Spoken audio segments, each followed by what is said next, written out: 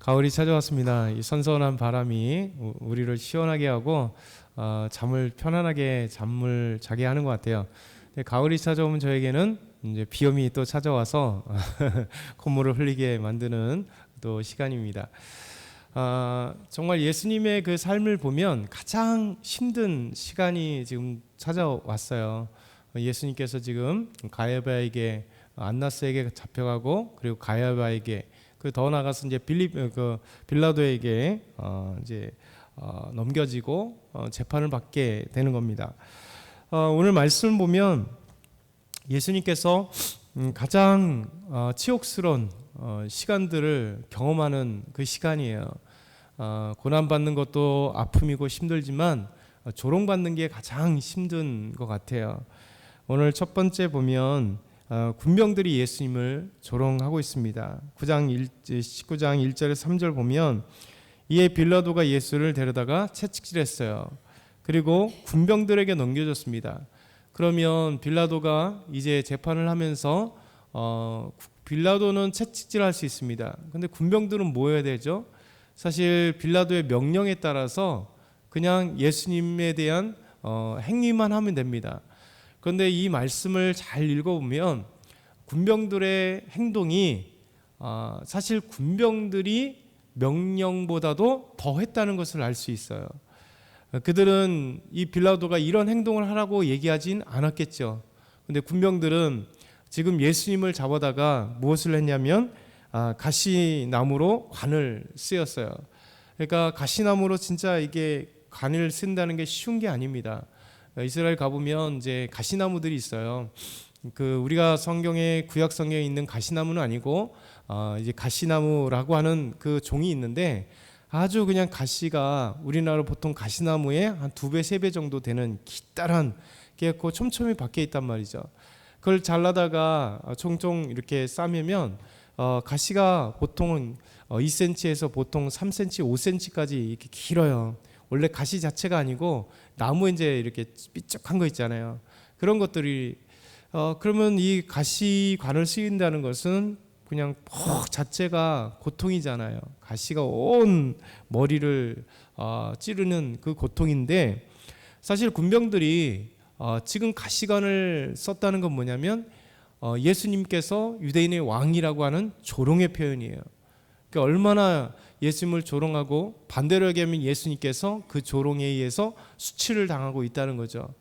그래서 이 군병들은 가시나무로 관을 씌워서 예수님께 씌우고, 더 나아가서 자색옷을 입혔습니다. 이 자색옷을 입힌다는 것은 왕이나 아니면 아주 부유한 사람들이 옷을 입는 건데, 그런 고급 자색옷이 아니라 그 표현하기 위해서 일부러 이 군병들이 예수님께 왕이라는 표현을 통해서 이 가시관을 씌우고, 그리고 자색옷을 입히고, 더 나아가서 이렇게 얘기합니다. 앞에 가서 이르되 유대인의 왕이여 평안할지어다 하며 손으로 때리더라. 그러니까 이 군병들은 예수님을 때리고, 더 나아가서 유대인의 왕이여, 가시관을 씌웠잖아요. 왕관을 씌웠잖아요. 그리고 자색옷을 왕들이 입는 그 옷을 입혔잖아요. 그리고 나서 이제 유대인의 왕이여 하면서 더 조롱하고 조롱하는 게, 지금 평안할 수 없는 상황이잖아요. 가시관을 쓰였는데 어떻게 평안하겠어요? 그들이 놀리면서 자색옷을 입혔는데 어떻게 평안하겠어요? 근데 이 군병들이 사실 군병들의 위치를 넘어가서 지금 그 군중들과 함께, 예수님을 넘겨줬던 군중들과 함께 같은 조롱의 표현으로 예수님을 조롱하고 있다는 거죠. 그러니까 예수님의 삶의 이 고난에서 가장 수치를 당하는 것이 여기 있는 거예요. 이게 단순하게 아픔이 아니라 사람이 수치를 당할 때 가장 진짜 속 안에서 뒤집어지잖아요. 수치심을 당할 때 인격이 모독당하고 말살당하고, 그러니까 내 자신이 완전 내려가니까 사람이 수치를 당할 때 사람은 그래서 극단적인 선택을 하는 거예요. 왜? 자신이라는 것 자체가 무너지기 때문에. 그런데 예수님은 이 모든 수치를, 이 고난의 수치들을 지금 묵묵히 아무 말 없이 감당하고 있는 거죠.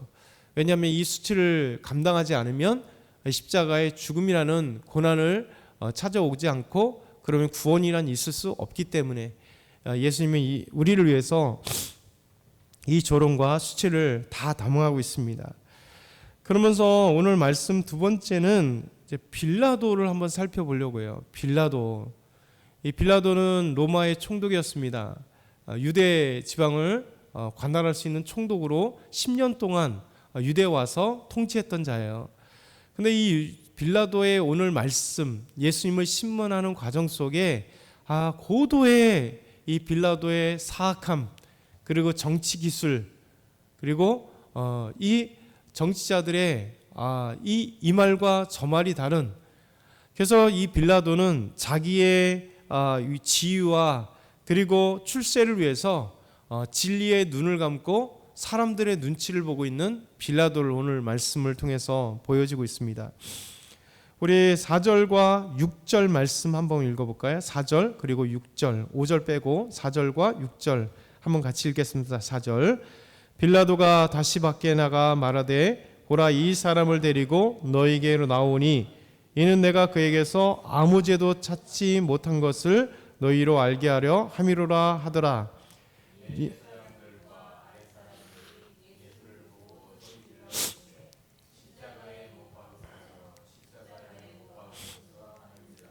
빌라도가 이르되 너희가 친히 데려다가 십자가에 못 박으라. 나는 그에게서 죄를 찾지 못하였노라. 아멘. 예수님이 신문하는 과정 속에서 빌라도가 뭐라고 얘기하냐면, 참 우리가 느끼면 되게 의미 있는 얘기고 좋은 얘기잖아요. 그렇죠? 죄를 찾지 못하겠다. 지금 군중들은 막 분노하고 예수님을 잡아 죽이라고, 우리가 이런 권한이 있으면 당신에게 내려주겠냐, 행악자다, 죽여달라, 사형시켜달라, 이런 얘기를 하잖아요. 근데 이제 빌라도가 예수님을 신문한 결과 사람들에게 얘기합니다. 내가 그에게서 아무 죄도 찾지 못했다. 그렇죠? 4절도 6절도 나는 그에게서 죄를 찾지 못했다, 이렇게 얘기를 합니다. 이 얘기를 하면 빌라도가 진짜 예수님의 신문을 잘했다 라는 생각을 하게 되죠. 분명히 죄가 없어요. 그리고 자기도 알았습니다. 근데 문제는 빌라도는 총독이었고 정치인이에요. 자기 이익을 위해서, 출세를 위해서 이 진리의 눈을 감았다는 게 문제입니다. 눈을 감았다는 것. 사실 이 말씀은 아주 중요한 의미를 담고 있어요.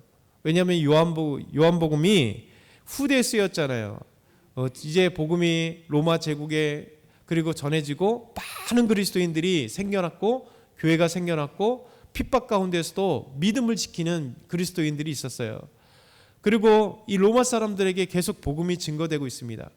그러면 저 이스라엘이라는 작은 식민지에 그 예수라고 하는 사람이 왜 믿어야 되는가?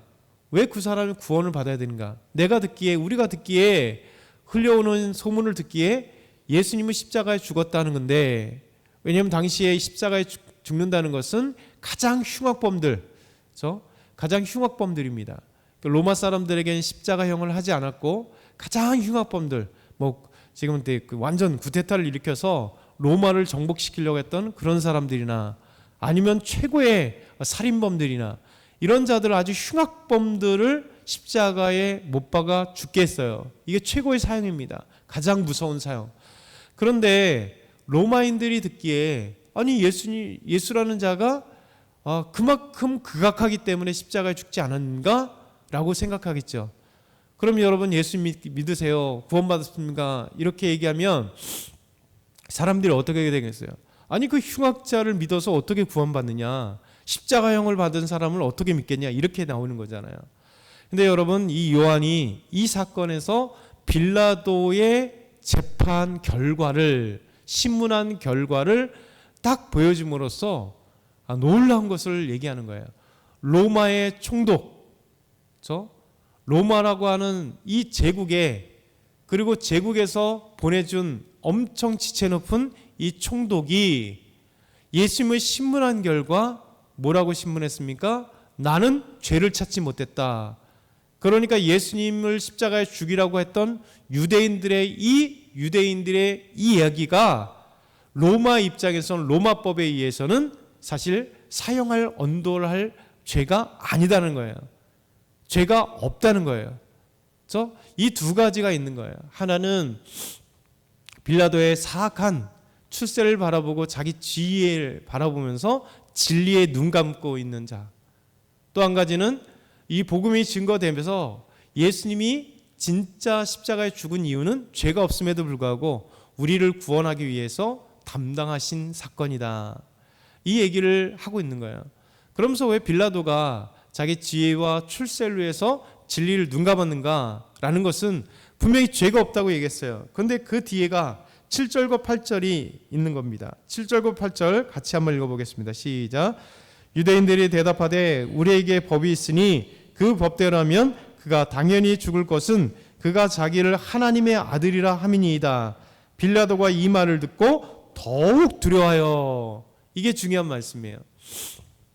여러분, 이 군중들이 와서 예수님을 잡아왔잖아요. 그리고 넘겨줬잖아요. 밖에서 얘기를 합니다. 관정에 들어오지 않으면서 밖에서 자기들이 유월절을 지키기 위해서 혹시 더럽혀질까 봐 밖에서 이야기를 합니다. 이 사형시켜요. 행악자가 여기 있습니다. 너희들이 법이 있지 않냐? 아니, 행악자가 여기 있습니다. 우리들의 법으로 한다면 사형할 언도할 수 없습니다. 무슨 얘기일까요? 로마 법에 죽여달라는 거죠. 그러면서 던져줬어요. 그러니까 빌라도가 신문한 결과 죄가 없지 않냐, 어떻게 사용하냐라고 얘기하니까 이 자들이 뭐라고 얘기하냐면, 아니 우리에게도 법이 있습니다. 바로 앞에는 우리 법으로 사용할 방법이 없습니다 얘기를 해놨잖아요. 그런데 빌라도가 재판한 결과 죄가 없다고 얘기하니까 군중들이 다시 이야기를 하기를 뭐라고 얘기하냐면, 이자가 우리의 법을 한다면 사형에 해당되는 법입니다. 왜? 이자가 하나님의 아들이라고 하는 신성 모독을 하고 있습니다. 왜냐하면 유대인들이 오직 하나 사용할 수 있는, 사용 언도할 수 있는 거는 뭐냐면 종교법으로 신성 모독이에요. 하나님을 모독했을 때 유대인들은 사용에 언도할 수 있다는 거예요. 근데 이 자들이 그때는 전에는 이 빌라도에게도 데려가지 않았고 그냥 죽이면 되는데 굳이 빌라도에 대해 데려가서 자기들의 피를 묻히지 않고 공식적으로 죽이려고 했다가 그것이 실패하니까 이들이 외치는 거예요. 우리에게도 법이 있어요. 하나님의 아들이라고 하니까 신성 모독인데 우리가 죽일 수 있습니다. 그런데 뭐라고 얘기하는 겁니까? 당신이 죽여주십시오. 왜? 당신은 로마 총독인데 이 죄를 범한 자, 유대인의 왕이라고 지칭하고 그리고 반란을 일으키려고 하는 유대인의 왕이면 뭐예요? 지금 유대는 왕이 없잖아요. 그럼 유대인의 왕이라는 건 뭐냐면 독립을 원한다는 거 아니에요. 그 폭도라는 거 아닙니까? 폭도의 수괴, 구데타를 일으키는 수괴가 되는 거잖아요. 그래서 로마에서 유대를 독립시켜서 다르게 얘기하면 로마의 항거의 우두머리다라는 거예요. 그런데 왜 당신 로마 총독으로서 가만두냐 이거죠. 이 반란의 수괴인데. 이러니까 이 말을 들은 빌라도는 두려운 겁니다. 자기가 죄를 눈감네. 그리고 잘못하면 로마의 엄청난 이 항거를 일으키는 자가 되면 자기는 이 유대 땅을 다스리는 총독으로 와서 아무 일이 없어야 총독 다음에 그리고 로마의 중앙정부에 다시 가서 큰 직위를 얻고 정말 엄청난 출세와 돈과 권력을 유지할 텐데, 여기서 구데타가 일어나면, 로마의 항거가 일어나면 자기는 좌천되는 거예요. 잘못하면 총독에서 잘리고 좌천되고 더 이상 정치적으로 자기는 출세할 길이 없는 거예요. 그러니까 이 유대인들을 보면서, 이 군중들을 보면서 두려운 거예요. 그러면서 앞에 더욱 두려워하니, 이미 찾아온 것에 의해서 두려웠다는 거죠. 이 자들이 뭐 할까? 왜 한 사람을 데리고 왔을까? 두려웠잖아요. 사람들이 웅성웅성 많으면 두렵잖아요. 무슨 일이 있을까? 그런데 여기에 더 두려운 거예요. 그러면서 예수님을 이제 그 뒤에 사형에 언도하는 이 사건 속에 진리를 눈감았다는 거예요. 죄가 없음을 지가 밝혀놓고도 군중들을 두려워해서 자기 출세와 명예와 그 자기의 것을 잃어버릴까, 진리에 대해서, 죄가 없음에 대해서 이 빌라도는 총독으로서 얼마든지 밀고 나갈 수 있었습니다. 그런데 군중들의 이 눈을 보면서 사람의 눈을 보고 두려워했던 빌라도. 그렇기 때문에 우리가 여러분 우리 계속 고백했잖아. 빌라도에게 예수님이 고난받고 죽임을 당한 2000년 동안 우리 사도신경을 통해서 이 신앙의 고백을 통해서 빌라도 언급이 계속 나오잖아요. 그러니까 빌라도는 왜 그렇게 언급되게 됐고 사악한 인물이 원래도 사악했지만 신앙적으로도 그가 진리의 눈을 감고 죄가 없음에도 불구하고 사람들의 의식을 하여 자기 출세와 명예를 위해서 예수님의 십자가에 죽게 한 자. 이게 그것 때문에 이 자는 우리의 2000년의 긴 시간 동안의 이 사도신경의 우리 신앙의 고백 가운데 빌라도가 예수님을 죽인 이 자로 고백되게 된 거예요. 그러니까 저와 여러분이 이 말씀을 기억했으면 좋겠어요. 우리가 진리에 눈 감으면 안 됩니다. 이 세상에 살 때 때로는 사람들의 시선과 사람들의 그 어떤 것 때문에 우리가 때로는 타협하려고 할 때가 있을 수 있어요. 그렇죠? 진리의 눈을 감을 때가 있을 수 있어요. 그러면 예수님을 생각해 봐야 돼요. 그리고 빌라도를 생각해 봐야 돼요.